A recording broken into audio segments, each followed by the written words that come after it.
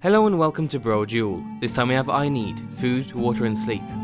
The mod aims to offer a streamlined and immersive approach to your character's basic needs. There's been a whole bunch of these different role-playing needs mods. Some are more complicated than others and involve dozens of stats and criteria that need to be met in order to avoid any penalties. This mod instead aims to be as intuitive as possible, and you only need to apply a little common sense in order to fulfill your character's needs. As you can tell from the mod title, the three needs are hunger, thirst and sleep. Hunger is controlled by eating any type of food in the game, and the heavier the food, the more filling it's likely to be. Thirst is controlled by drinking either water or alcohol. Water can also now be carried in water skins, which can either be crafted at leather racks, purchased from merchants, or they can be found on NPCs. Once you have one, you can then fill the water skin in a variety of different ways. The two basic methods include buying water from an innkeeper or refilling it at any open well. Then there's the more interesting methods that include refilling it at the base of a waterfall, collecting water from any upright buckets out in the open when it's raining, or asking a friendly NPC that's indoors to refill it for you. The final method involves crafting a water barrel at a forge, or buying one from a merchant. The barrels can then be set up anywhere, as well as inside your own home, and be used to refill your water skins. So there's plenty of different immersive ways to get water, and the methods pretty much cover every basic way you could find fresh clean water in Skyrim. Eating and drinking can also be automated, and you can set hotkeys in the mod menu. When you press those keys, the system will automatically search your inventory for the best type of food and drink and then use them. Eating and drinking will now also play animations, which work in both first and third person.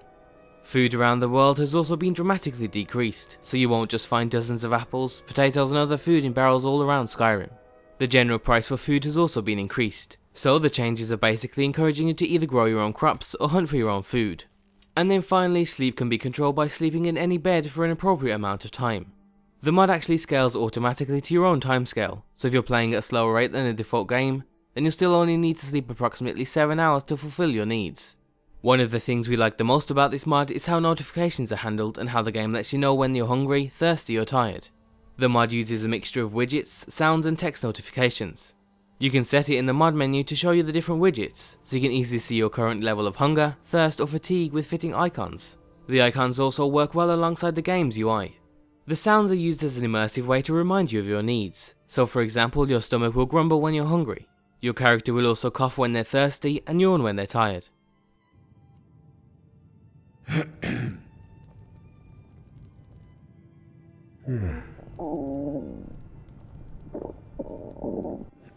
And finally, there's text notifications that will pop up in the upper left corner as you'd normally find them.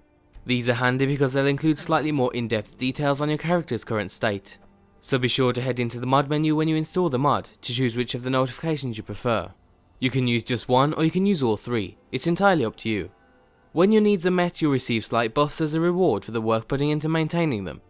However, when you ignore your needs, you'll be met with debuffs, with hunger focusing on health and damage, thirst focusing on your shouts and magic, and fatigue focusing on stamina and growth. However, you can't actually die by ignoring your needs, unless you turn the feature on in the mod menu. Your character's state will also affect how fast your needs deplete, so by getting involved in combat you'll find yourself needing to sleep quite a bit more to rest after a long day of slaying bandits. If you're a vampire you also won't ever have to eat or drink, however you'll need to generally sleep more. Transforming into a werewolf will also make you invulnerable to your needs, but after you transform back into a human you'll be hungry, thirsty and tired.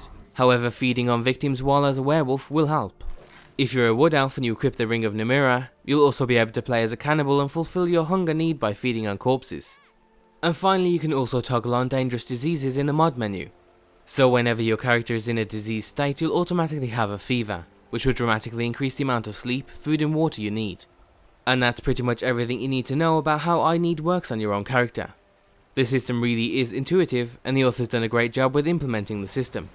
However, that's not all there is to it. The features can also be applied to NPCs.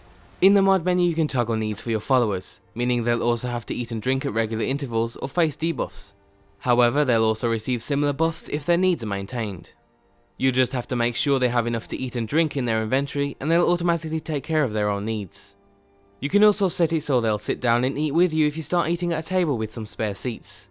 But if you're outside then your followers will play a short eating and drinking animation when the time comes.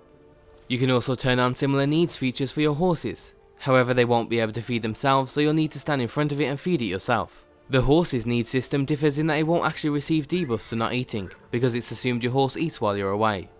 So think of this as more of a treat system, and if you treat your horse to a snack then they'll receive a short stamina boost in return.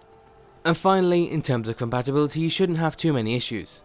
It works great alongside Frostfall, all of the DLCs, Falscar, Hunterborn, and a variety of other mods that add new recipes, food and more. And that's the end of today's spotlight. We definitely recommend you give this one a go if you're into role-playing or immersion mods, and if you're interested then you can find a link down below. As always, be sure to leave an endorsement on any of the mods you enjoy, and thanks for watching.